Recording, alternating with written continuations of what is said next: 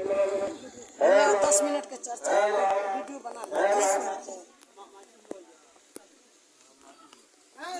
Hello, सबसे पहले महादेव महागुरु के चरण में प्रणाम, सूर्य के चरण में प्रणाम, साहब दीदी के चरण में प्रणाम, सब भैया दीदी के चरण में प्रणाम। दीदी आई है दूर दराज से, सब दीदी सबसे पहले प्रणाम।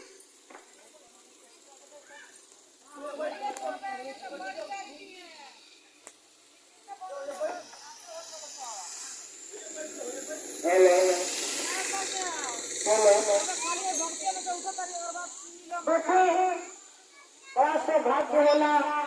जना धरती के भाग जागेला तब महादेव गुरु के चर्चा होला।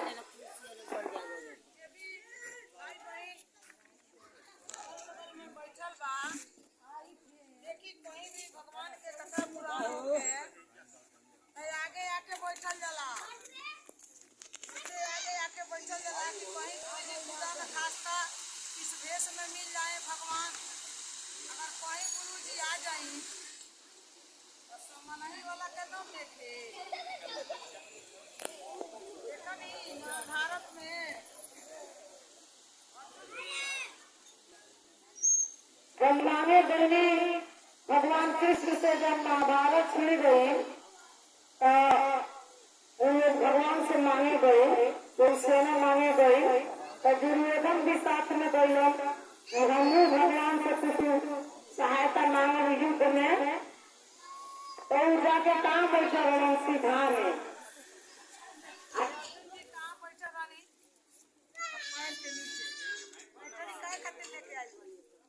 जब भजन है तो आप इन्हें करो चर्चा में बिल्कुल मत करिए। बैटरी लगाए आप, बैटरी लगा के छोड़ दिया जाते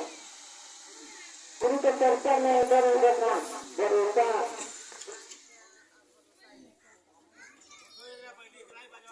हम कहें कि बस बाजा हमारा करता चाहे कुछ चाहिए नहीं, बाजा हमारे पास जीवे है अब गुरु के चर्चा में है तो ठीक ना देना। अब हर जगह गुरु का गुरबानी तो कोई लोग बचरे वाले गुरु बाजा अच्छा काम लेते बहुत काम तो उनकी जरूरत नहीं थी। लेके सुना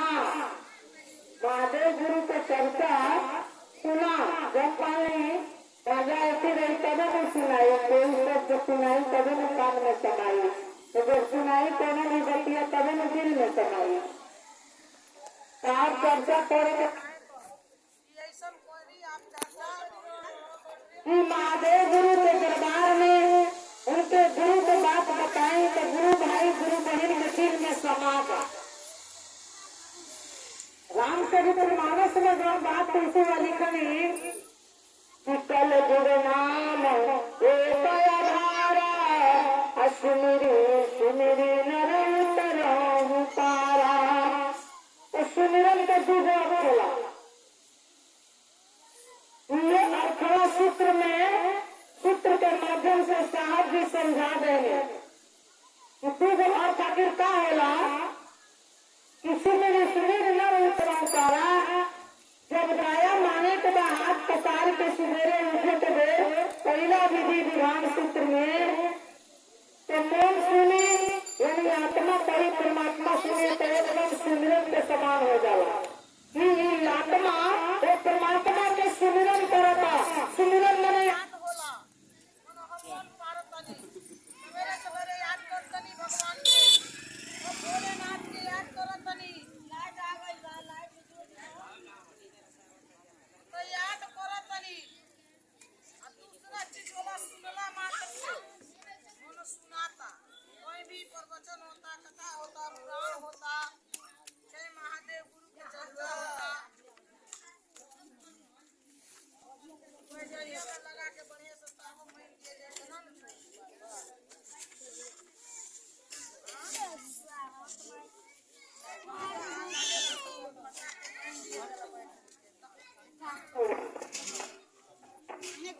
देखिए। अब दूसरा अर्थ सुनला मात्र से तो सुनाई कान से जब हाला साफ रहे तो सुनाई, तो जब काने से पहले बात सुनाई तब न दिल में समाई। देखे नहीं काने कहीं अगर कुछ देर से बोल चाल हो जाला कौना बात के लेके झगड़ा झुगड़ी तो झगड़ा में केहू कुछ कोई देला ना गुरु बहना सब कहीं नहीं लेकिन पार्वती तो ऐसा पल बड़ी जिंदगी भरे करेगा में सालत में अगले जियो तगले मन करते रहे आखिर उस सबसे ना काम से सुनाला तभी जाकर दिल में समाला तो सालत रहेला। साहब भी जब गांधी के आरा शमशान में रहनी तो आगे गुरु के याद करत रही तो कहत रहनी जब जब आवेला गुरु को हरे याद करे जा जब जब आवेला गुरु जी के याद करे जा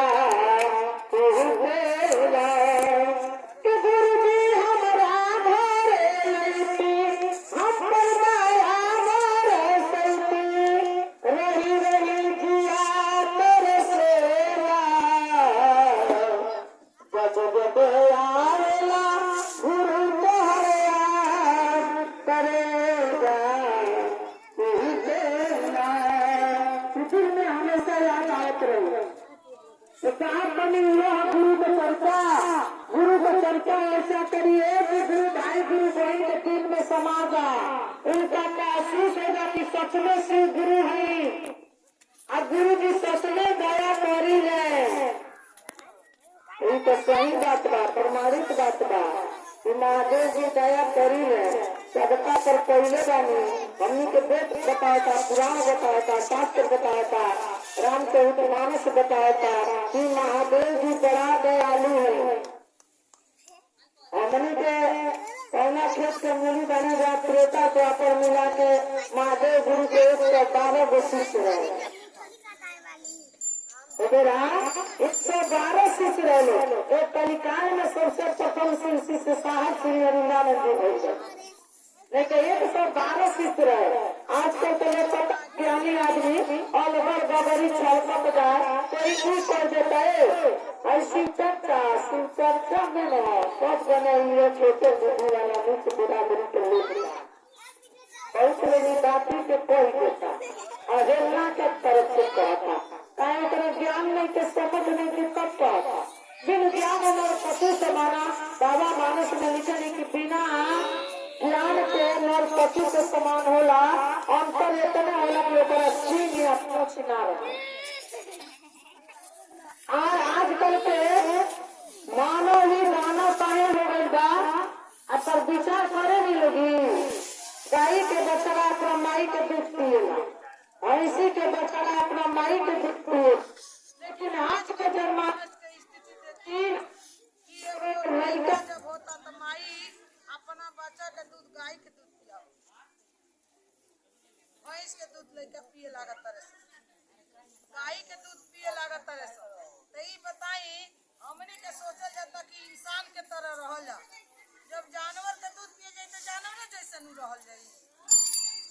कोई के प्रभाव हरकत हमनों के अंदर आई विचार करे वाला बात बा कि ना बहुत विचारणीय बात चर्चा साहब बहुत अच्छा बात बताया बिगड़ल नहीं के तार छोड़ अब चुपचाप बैठे नहीं से चर्चा जब ले होता तब जोड़ी लाइन नंबर जोड़ी फिर भी बचावे खातिर रहने सबने पर रहने सहने पर लाइन के लालच में मत रही वजन होई कारण बड़न हो जाए गुरु के चर्चा में डिस्टर्ब ना हो गुरु के चर्चा हो जाए आप लोग भोजन गावे में वजह भी गलत लोग बनाएंगे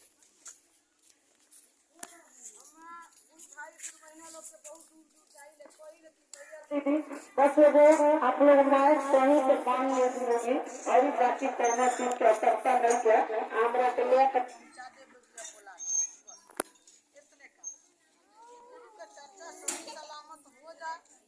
अगर इतना दूर से हम अपन समय निकाल के आए बने तो कुछ ले लेंगे और तो कुछ देंगे गुरु के से बहुत लगाव रखल जाए प्रेम रखल जाए तबे जाके कुछ नहीं लेकिन अगर स्वार्थ पहले साहब श्री हरिनानंद जी जब बात बतानी कि इंसान बदल काहे जाता, रूप रंग काहे होता, संस्कारहीन काहे होता, ये सब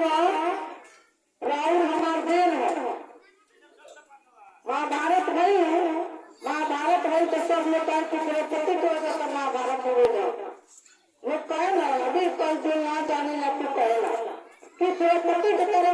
द्रौपदी की वजह से महाभारत हो गया, हंस गए तो देख सकता वैसे फिर लोग कहे ना शकुनी की वजह से कि वो सिखा गलत कहेला। लेकिन घर के बड़ बुजुर्ग के सबसे भारी गलती रहे इनमें रहेला,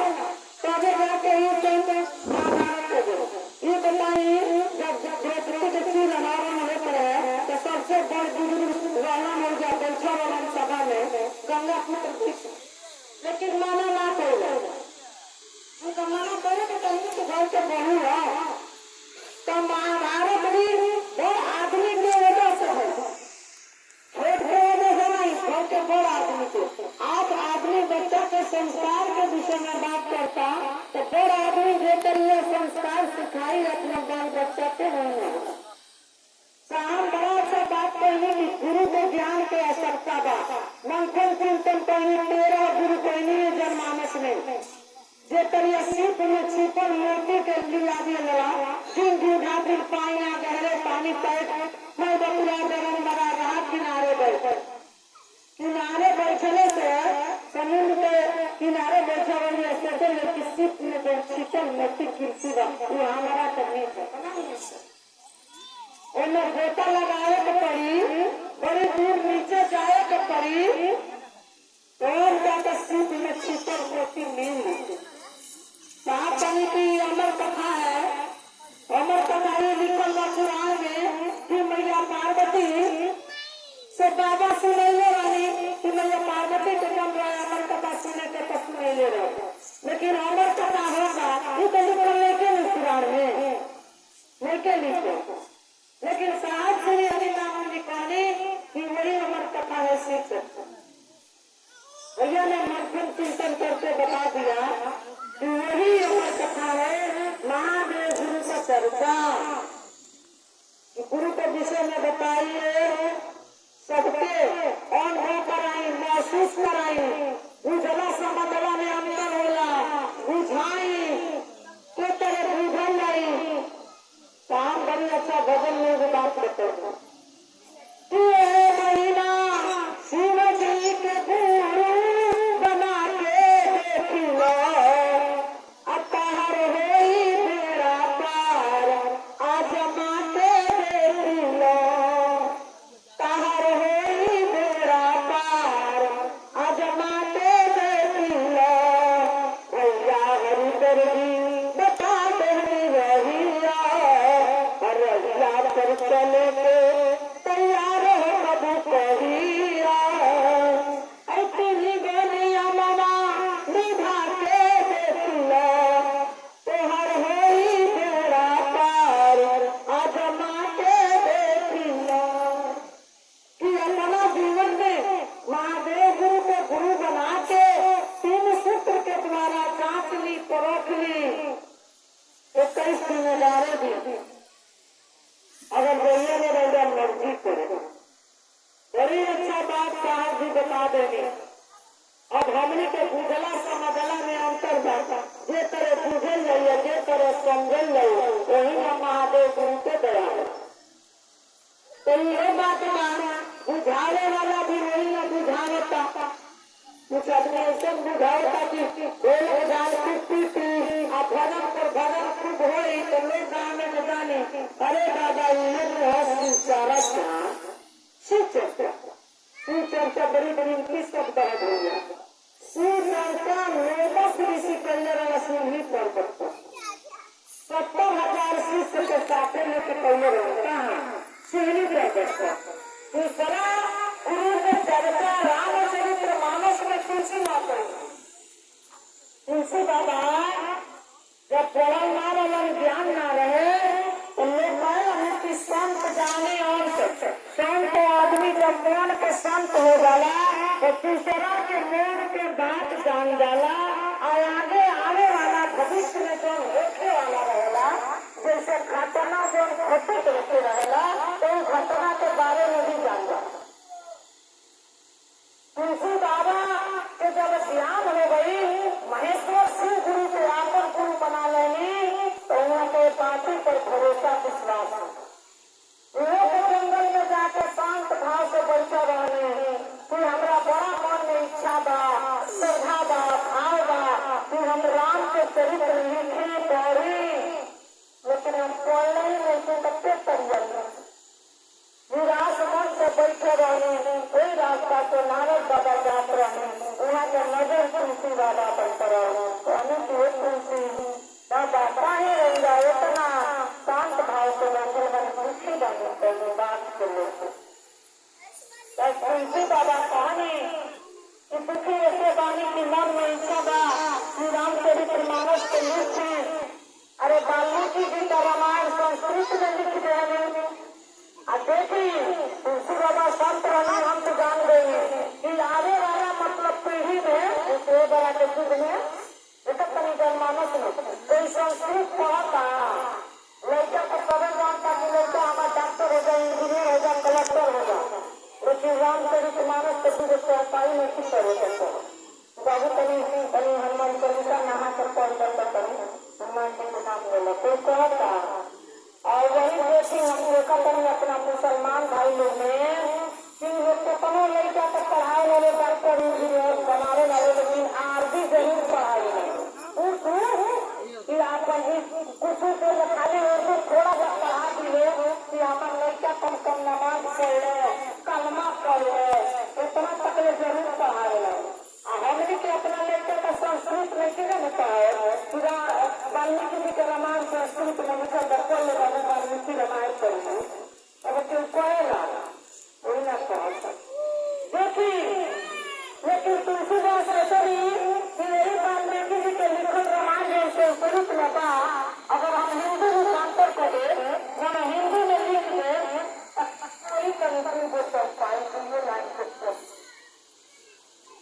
मन में इच्छा रहे, लेकिन ज्ञान तो रहे ना किसके तरह लिखी। तो नारद बाबा कहनी कि एक द्वार बा, जकरा द्वार खटखटई बा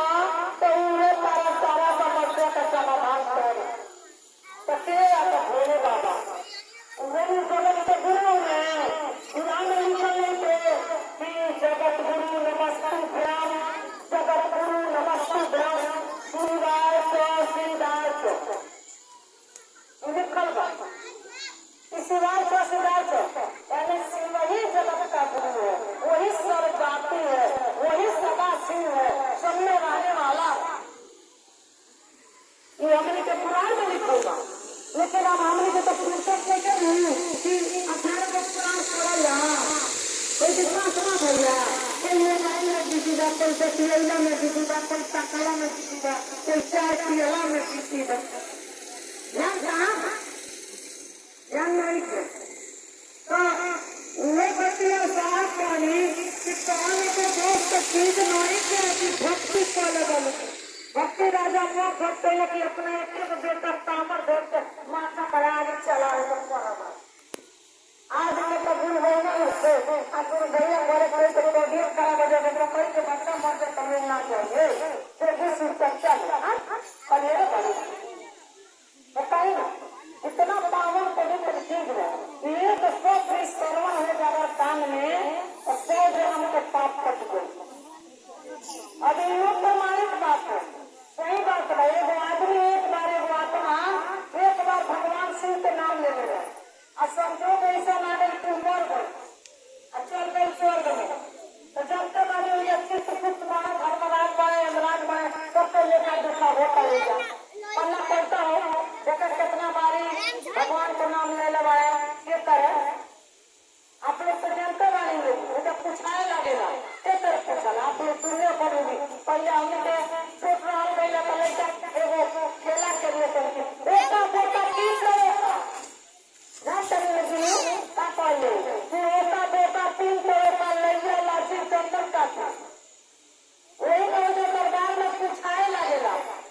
बेटा बेटा ही कैसन बा बेटा एकदम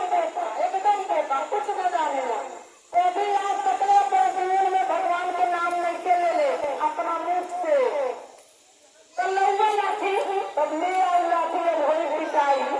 और दूसर कौन दबाई लाठी चंदन काफी पूछल जला कि चंदन भी कबो भगवान के नाम कबो भगवान के पूजा में बढ़ गई तो अपना माथे चंदन लगौले भगवानों के चंदन लगौले कहीं ये लेके कहीं एकदम फेंका कबली आई लौवा लाठी को पिटाई के बोला तब हमारा बात ऐसा कहला कि रघुआ एक नाम का रघुआ ऐसा कहला कि रघुआ रघु मैंने भगवान रघुवीर भगवान एक दिन कहला कि रघुआ नाम का तब कहला रघुआ ऐसा जाके याद आवेला कि भगवान के चरण में आए बिल्कुल सत्य बात है कबो अपने किसी नाम ना निकली नामों निकली तो भाग्य से निकली जब भाग्य से निकले बात करने से कहो भगवान के नाम निकल गए इतना बुलंद राजा जानी मौलाना अपने जीवन में इतना राजकाज चलाना अपने श्रीमद भागवत के कथा में सुनने तो कबो भगवान के नाम ना ले कभी अपने जीवन में ना ले रहा लेकिन जब मरे के समय आ गई झटका लग गई तुलसी बनाकर मुंह में डला गई तो झटका लगे तो क्या बोले जब एमराज धर्मराज के दूर आई में पीछे मारे मेरा के कटीला के मिलने जाए लगा इतने बेकार बढ़िया पहले रहे अपना जीवन में ये उनका लड़का रहना अपना लड़का का नाम नारायण रखने लगा तो उस समय की मारे मारे तो घिसियावत करे तो लगला अपना लड़का का नाम करते नारायण अरे पर ये बच्चे नारायण नारायण नारायण लगला अब भगवान से कुछ में रहो वही कौन ऐसा घटना की इतना एक सांस ये हमरा को बोलावत था तो मैंने बैठ किया अब राजा आजादी के देखे बैठ चल गए तो बताइए को मेरा भगवान का नाम सुनी लगा तो बैठ सुनता हो गई तो मेरा तो लोगों करा कि अपना लड़का का नाम भोला रखी शिव रखी नारायण रखी राम रखी कृष्ण रखी वो मेरा तो लड़का का नाम रखा सब विदेशियन कुंता पिलर के नाम है बताओ ना आप ऐसा करके जाइए वो पूछे जाए कर जाएंगे अनुभव करे वाला बात बा आज देखिए दीदी सही बात देखा कहीं कि गुरु भाई को बहना अगर महेश्वर सिंह गुरु से जुड़ गई बा मतलब भोलेनाथ से प्रेम हो गई बा ऐसे दर्द करता तनी मना पसारा था बटेरे कहता है भोले बाबा अरे भोलेनाथ अरे हे सिंह गुरु तनी दया ना करो मुंह में से निकल जाता आज देखी अनुभव करी देखा जला के नहीं के जुड़ो अगर ओकरे बाई फेरे में हाथ पसार के दर्द होला तो का कहला अरे माई मेरे जगह भोर से छूट दे तो कभी बुखार दिन से भगवान के नाम ना निकलेगा ये अनुभव करे वाला बात हमने जो देखकर गुरुदारिये सुनते करता साहब ने जोड़ने की बात करी देखिए उन साथ जब जोड़े वाला गलत फकते बढ़ गया साहब क्या करेंगे किसी गुरु से नाता जोड़ो माधे गुरु से नाता जोड़ लगा लो साहब हमारे बैंक कनेक्शन का दिल में जो तार बदली नहीं तार होगा वो तार के दिल के खाली मत रखो दिल वाला से लगा लो तो दिल वाला बीमारी भी खत्म हो जाए जब मनसा जाप करे लगता हूँ तो हृदय फूली नीचे जाए ऊपर जाए तब व्यायाम हो जाए दिल वाला बीमारी है बात कोई बात है जन आटा में मुसीधारा में जन मील भाव भाड़ा में भाई बहुत करने के हमेशा ही हमारा करेगा धरकत लगे और नींद ना लागे लेकिन वो पैसे सूट भूल बनाने और मनसा जाप जब कोई माला से कोले लगनी कहीं हमारी बीमारी आई ना तो साहबों तो ये बतला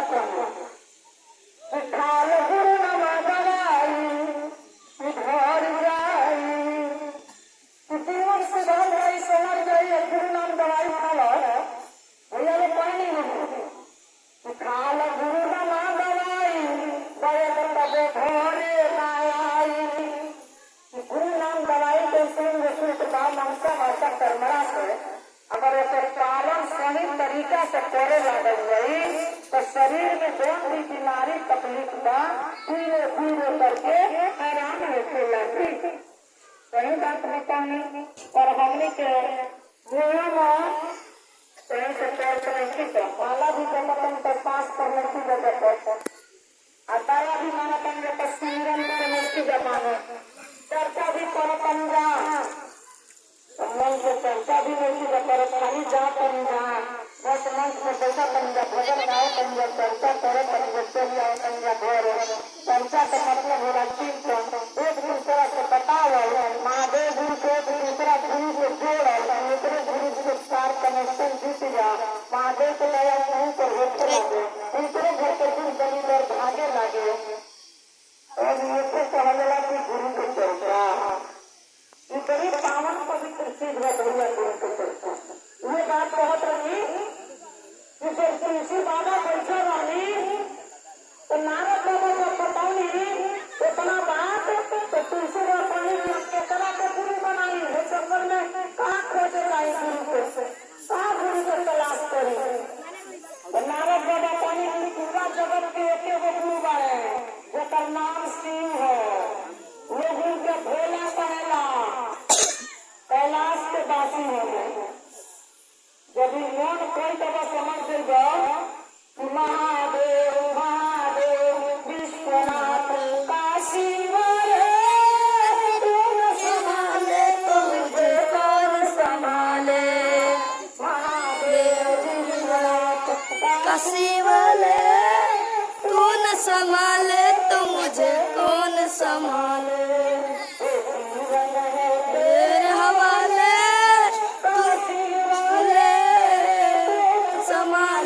मुझे कौन संभाले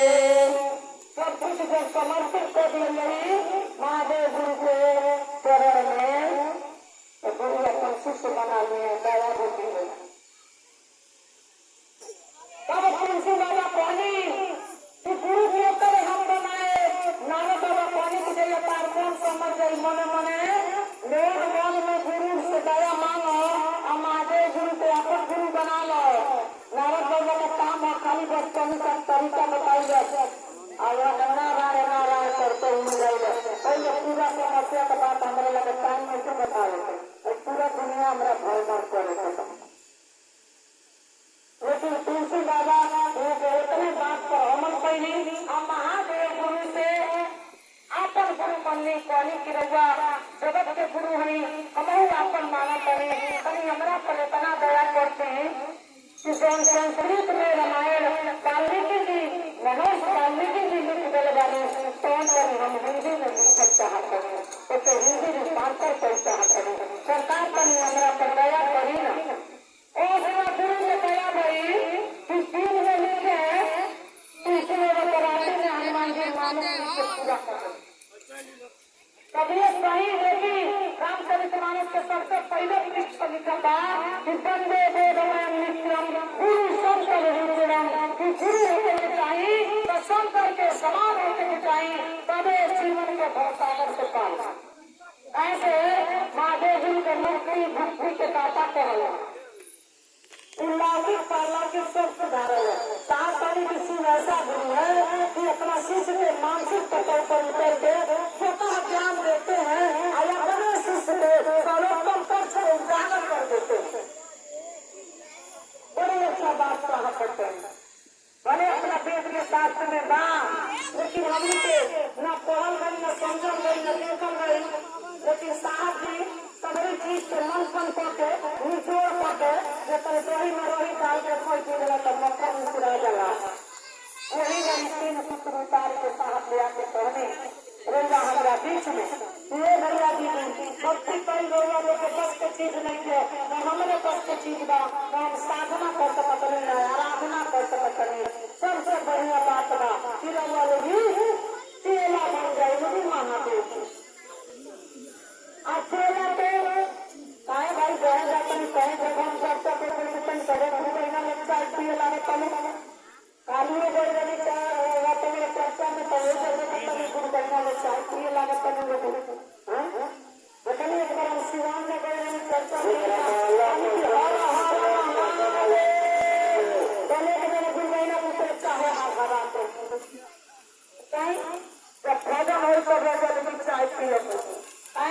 चर्चा होला तो